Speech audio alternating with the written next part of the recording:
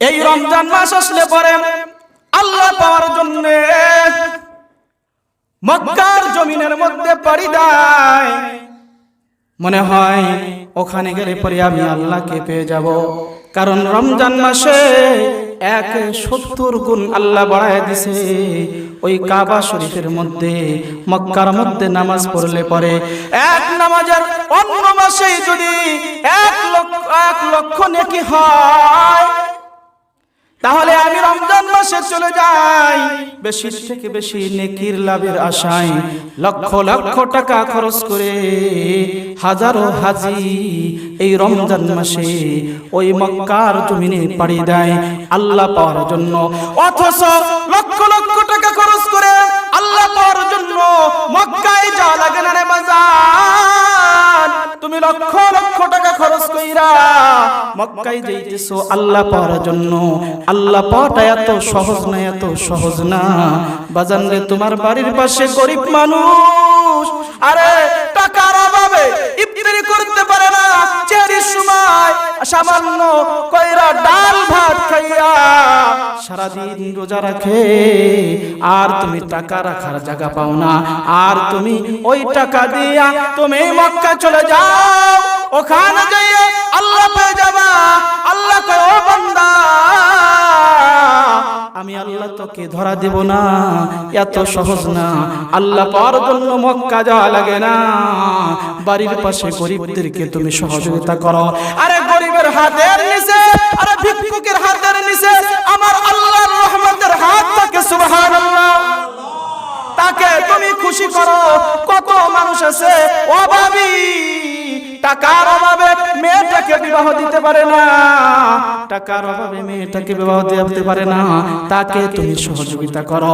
দেখো আল্লাহ তোমার উপরে কতটা খুশি হয়ে যায়। কিন্তু না না, গরিবদেরকে তুমি সহযোগিতা করতে চাও না।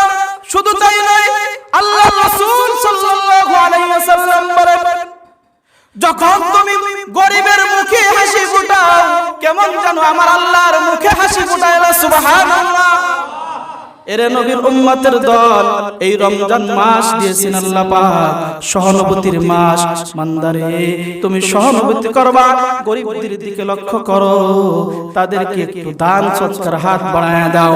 তুমি দান করলা, এরে বান্দা গরিবদেরকে যদি খুশি করতে পারো, তুমি যদি একটু তোমার থেকে একটু দান করতে পারো, কোনদিন দান করলে মাল কোনদিন কমে না।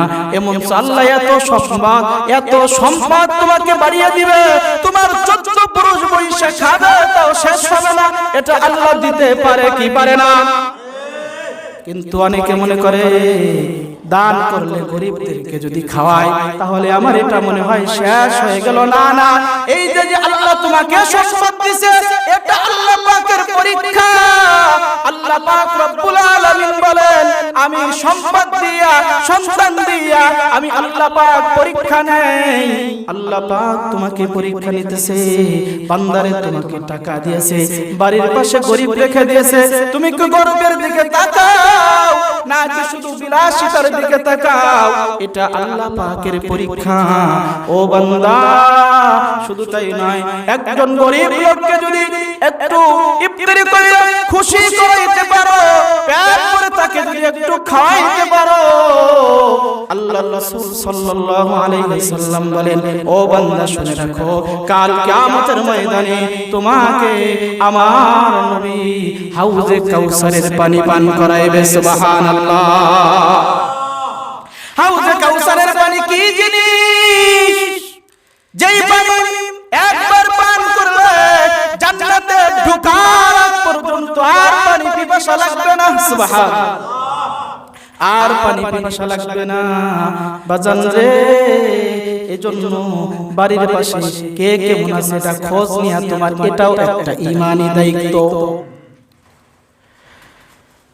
এরকম করে একজন গরিব মানুষ সে রোজা রাখছে, তার স্ত্রীও রোজা রাখছে, তার ছোট্ট ছোট্ট 2টা সন্তান সে রোজা রাখছে,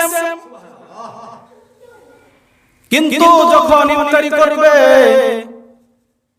বাজার গরিবদেরকে ইফতারি করাইলে আল্লাহ কত খুশি হয় এই বোঝানোর জন্য একটা ঘটনা বলতেছি, শুনেন। ফ্যামিলির সকলে রোজা রাখছে, কিন্তু গরিব মানুষ ইফতারি করবে এই সামর্থ্যটুকু নাই। এবার কি করবে? ওই গরিব লোকের বড় চিন্তা করে, আমি তো শুধু পানি খাইয়া ইফতারি করতে পারবো, আমার স্ত্রীও শুধু পানি খাইয়া ইফতারি করতে পারবে, কিন্তু আমার যে ছোট ছোট দুইটা বাচ্চা রোজা রাখছে খুশির বশে, প্রথম রোজা সবাই রাখে ঠিক কিনা, ছোট বাচ্চারা রাখছে, ওদের মুখে আমি কি দিব এই চিন্তা করতেছে আর হাঁটতেছে। তখন চিন্তা করলো, আমার বাড়ির পাশে একজন বড় লোক আছে, যাই তার কাছে যাই, আমার সাথী ভাই, আমার কষ্ট আমার সাথী ভাই বুঝবে, কারণ আমিও মুসলমান সেও মুসলমান, আমার কষ্ট সে বুঝবে, তার কাছে আমি কোনো চাবো না, সহযোগিতা চাবো না, আমি হাওলাত চাবো। যা বললেন ভাই, আমার ফ্যামিলির সকলেই রোজা রাখছে, ইফতারি করব, এই পরিমাণ টাকা নাই, আমাকে কিছু টাকা হাওলাত দেন। এবার ওই অহংকারী মুসলমান ওই গরিব লোককে ধমক দিয়ে বলতেছে, আরে তোর জন্য আমি টাকা নিয়ে কি বসে আছি, তোর জন্য কি আমি টাকা নিয়ে বসে আছি, তোকে টাকা দেওয়া হবে না, যা চলে যা। গরিব লোকে বার চোখের পানি ছেড়ে দিয়া দরদার করে মালিককে ডাকে, কয় মালিক, এত গরিব তুমি আমাকে বানাইলা, সন্তানের সামনে আমি কেমনে মুখ দেখাবো, টাকা হাওলাতের জন্য আসলাম, আমার জাতি ভাই আমাকে ধমক দিয়ে তাড়ায় দিল, আমাকে টাকা দেয় নাই, তো আমি কোনো দুঃখ পাই নাই, আমাকে যে গরিব বলে ধিক্কার দিল, গালি মারলো, এটা আমি সহ্য করতে পারলাম না রে মালিক। গরিব লোকে বার চোখের পানি মুছে আর পথ দিয়ে হাঁটতেছে বাড়ির দিকে। ইতিমধ্যে একজন বেদরমি ওই পথ দিয়ে আসতেছে, মুসলমান ওই রোজাদারের কান্না দেখে বেদরমি ডাকে, কয়, ও ভাই কি ব্যাপার, আপনার চোখে কেন পানি, কি জন্য কান্না করেন? এবার রোজাদার ডাক দিয়ে কয়, ভাই আমার জাতি ভাই তো আমার দুঃখ বুঝলো না, আর আপনি তো বেদরমি, আপনার কাছে আমার দুঃখ কি বলবো, আপনার কাছে বলে আমার কি লাভ হবে, আপনার কাছে দুঃখ বলে আমার কোনো লাভ নাই, আমার জাতি ভাই আমার দুঃখ বুঝো না। এবার ওই বেদরমি ডাক দিয়ে বলতেছি, ভাই আপনি একটু আমাকে বলে দেখেন না, দেখি আপনার জন্য আমি কিছু করতে পারি কিনা। এবার সমস্ত ঘটনা ওই বেদরমিকে বলা হলো। এবার বেদরমি ডাক দিয়ে বলতেছে, ভাই আপনি যদি কিছু মনে না করেন, তাহলে আপনাকে আমি যে কিছু টাকা দিলাম, আপনি ইফতারি করেন, যদি পারেন দেন, না পারলে দেয়া লাগবে না, কোনো সমস্যা নাই। সুবহানাল্লাহ। এবার টাকা নিয়ে গরিব মানুষ মনের সুখে ইফতারি কিনলেন, কিনা এবার ইফতারির সামনে কইরা বাচ্চাদেরকে নিয়ে এবার আল্লাহর দরবারে হাত উত্তোলন করে বলে, আল্লাহ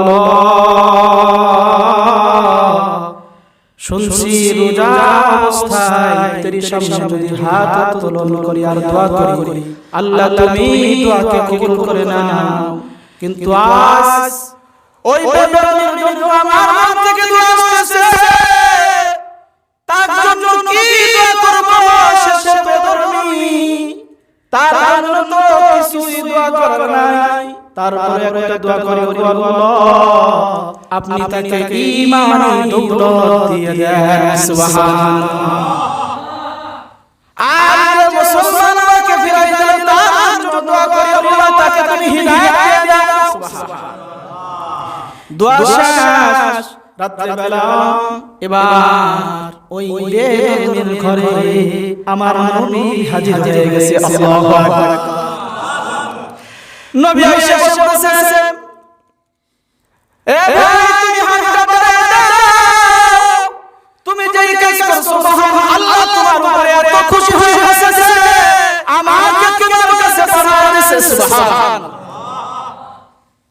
হাত বাড়ায়া শুধু তাই নয় তাকে জান্নাতের বাড়িটা পর্যন্ত আল্লাহ পাক তাকে দেখায় দিয়েছেন দুনিয়া থাকা অবস্থায় সুবহানাল্লাহ। এবং তিনি নবীর হাতে স্বপ্নে যদি কালিমা পড়া মুসলমান হয়ে গেলেন সুবহানাল্লাহ। এদিকে অহংকারী মুসলমান রাতে ঘরে ঘুমে পড়তেছে, বিশাল তরিকা বিশাল জান্নাত কিয়ামত কায়েম হয়ে গেছে, উপর দিক থেকে সূর্যের তাপ নিচের দিয়া জমিন থেকে তাপ আসছে। এবার সে বাঁচার জন্য দৌড়ায়, সূর্যের তাপ থেকে বাঁচার জন্য দৌড়াইতে এবার একটা বিশাল বাড়িটা দেখা যায়। এত সুন্দর বাড়ি কোনদিন দেখা যায়, কিন্তু বাড়ির সামনে দাঁড়ানো। এবার বলছে ভাই এই ঘরে যা যাবে, কই বাবা এই ঘরে যা যাবে না, কই এই ঘরটা কই আপনার জন্য বরাবর ছিল, কিন্তু এই ঘরটা আপনার কি আরেকজনের কাছে ট্রান্সফার হয়ে গেছে সুবহানাল্লাহ। কই আপনার কাছে যে সংসারের যে গরিব বিধবার তাকে ফিরে দেওয়ার কারণে আল্লাহ পাক রব্বুল আলামিন আপনাকে জান্নাত ছিনাইয়া এমন একজন দিয়েছে, তিনি ছিলেন বেদবী। সে ওই গরিবদেরকে সহযোগিতা করার কারণে আল্লাহ তাআলা বড় খুশি হয়ে গেছে, জান্নাতটা দিয়ে দিয়েছে সুবহানাল্লাহ।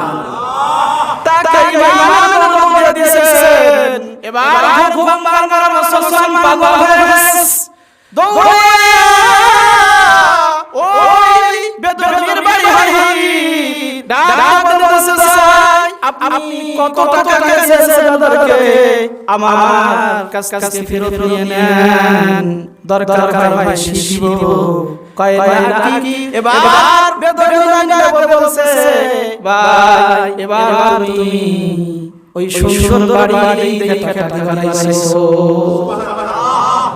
কই